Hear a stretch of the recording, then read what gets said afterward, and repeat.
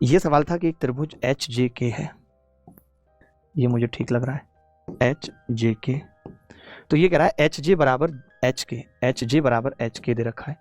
और जी H J पर एक बिंदु है, ये भी शायद गलत लिखा है क्या, जी एच जे पर एक बिंदु है, जी एक बार देखना एच के पर है या एच जे पर एक बिंदु है, G is a point on H J. Confirm कर लेता हूँ, 1 सेकंड लगेगी दोस्तों, वेरीफाई करना बहुत जरूरी है, पता चला हम आगे बढ़ जाएं और फिर जी एच जे पर ही एक बिंदु है जी, ठीक है, कि एच जी बराबर जी के, यानी ये बोल रहा है हमें कि जो एच जी है ये बराबर जी के बराबर जे के है, ये तीनों बराबर है, मैं इसको कह सकता हूँ एक्स एक्स और ये एक्स है, ठीक है।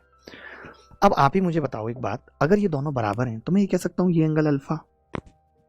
ये दोनों बराबर है ना, एच जी बराबर जी के, या तो मैं इसको मान लूँ कि भाई ये अल्फा तो ये भी अल्फा, तो ये 2 अल्फा,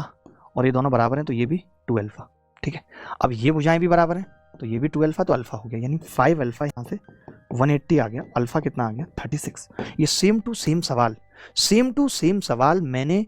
वैल्यू पुटिंग से जस्ट पहले जो एक सवाल कराता हूं, अगर आप में से किसी को याद होगा कि एबीसी एक ट्राइंगल है, एंगल डी पूछता हूं जिसका उत्तर 36 आ जाता है, बोलो सेम टू सेम सवाल ऐसा पढ़ा रखा है या नहीं, मैं आपको दिखा भी दूंगा वीडियो निकाल के, ठीक है। अब ये कह रहा था एच जी के कितना होगा, आप ही बताइए, एच जी के, तो आप कहेंगे 2 अल्फा, ये 3 अल्फा होगा, तो एक तो आपसे जो पूछ रहा है वो 3 अल्फा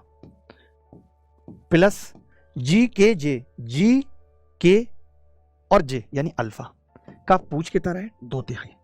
तो मैंने कहा ये 4 अल्फा आ गया, यानी 36 चौका 144 का 2/3 निकालना है, 2/3 का मतलब 48 दूनी 96 उत्तर हो जाएगा।